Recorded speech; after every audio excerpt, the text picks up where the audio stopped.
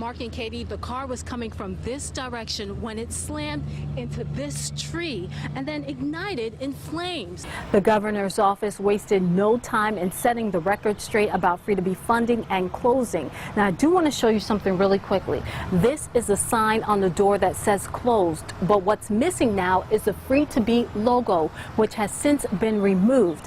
Dan and Demetria, within the past 30 minutes, they were finally able to get the tanker flipped over. Now, I do want to show you again what's going on right now. The tanker was on its top for about 7 hours. A large number of people in Clark County lost power after the storm swept through the area, causing a significant amount of damage.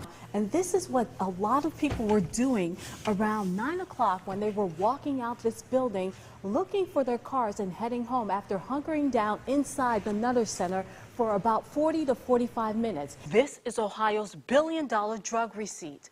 Law enforcement, jails, jobs and family services, health care.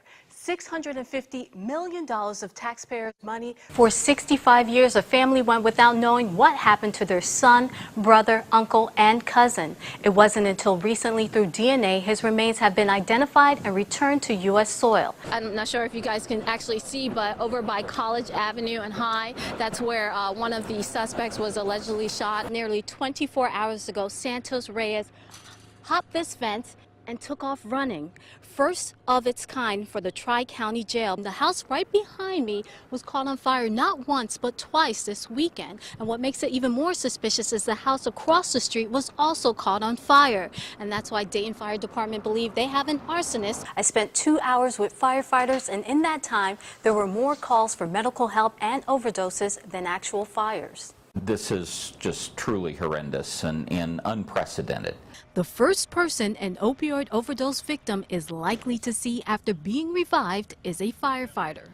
Senior paramedic David Gerstner says there's no letting up on this growing trend. In the month of January, we used more Narcan, treated more patients for opiate overdose than in any month in our history. Go ahead. Assign me to the overdose. Lieutenant Matthew Quick says responding to overdose calls is now the norm. Tuesday night, Dayton Fire Department responded to 15 overdose calls. I rode along for a few. If they've taken a strong concentration of the drug, then we may not have enough to give them. I mean, we only have a certain amount in our bags. As overdoses skyrocket, local fire departments administer Narcan more and more. Some of these people we see over and over and over again. The same person will overdose and will save their life, and we'll offer them the opportunity to receive treatment to try to get off the drugs. And they'll go, nope, nope, don't want to do that. During our second call, a friend telling us the woman overdosed 5 days ago. After being revived, she declined to go to a hospital. Try to persuade them otherwise. They can make a legal decision, they're right, sound in mind, so we can't force them to go. 1 out of every 7 calls from 911 is actually drug-related. Charlisa Gordon, 2 News, working for you. Before the players take the field, they take one of these, a high-tech helmet. Today I spoke with both the head coach and players about the latest technology. The Danville High School football team is tackling concussion concerns head-on. When people had concussions and people would still play with concussions. The team invested in 110 high-tech helmets for both their JV and varsity players. They're more comfortable inside than the old ones were, because the old ones were basically pure rubber inside. Freshman Cameron Moore says he can definitely feel the difference. It compresses it a little bit, so it doesn't hurt as bad when you get hit head-to-head on accident.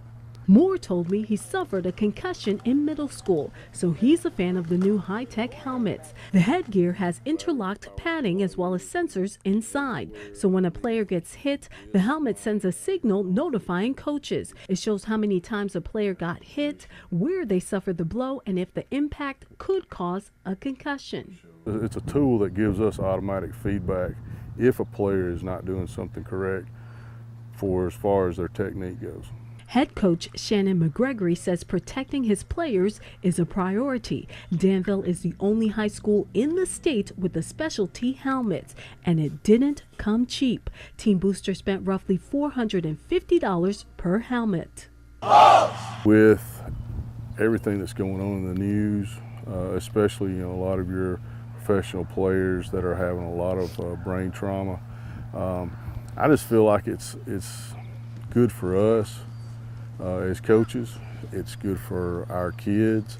And the team just got these helmets this spring, and they will make their official game debut in the fall.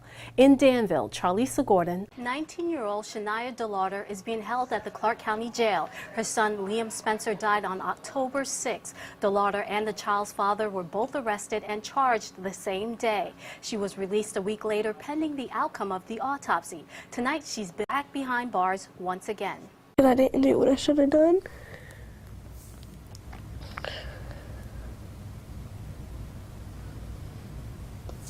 What do you mean by that? Because I should have called the cops when I got back to the motel and I seen my son. What did you see? I saw bruises on my son when I got back. A tearful Shania DeLauder told us she regrets not getting help for her son sooner.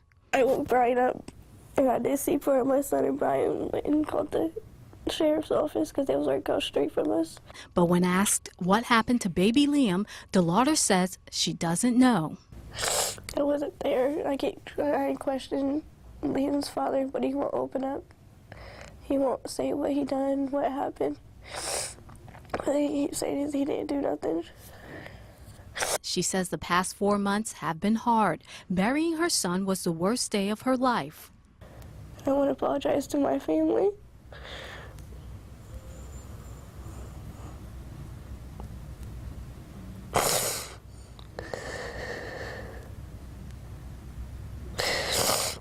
I should have never left my mom's house. And I wouldn't be in this situation right now. She's facing charges of involuntary manslaughter. The father, Brian Lee Spencer, is also behind bars at the Clark County Jail on the same charges.